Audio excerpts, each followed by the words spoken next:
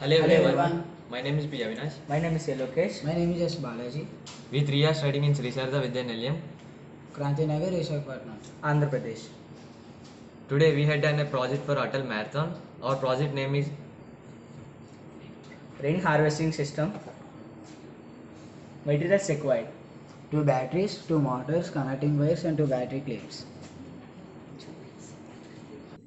now I will show my project.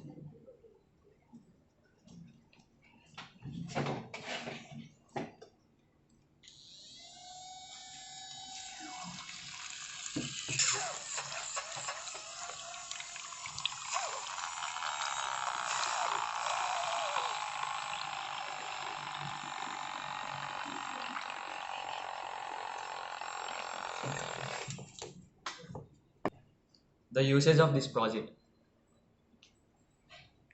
To store the rainwater, we did this project for farmers for using this project. Farmers are very fertilized to water with the help of groundwater. It is used mainly in groundwater because of rain. We store the rainwater. It means to help the farmers to fertilize lands and soil. Save water, save earth. Every single drop is useful for our future generation. Thank you. Thank you.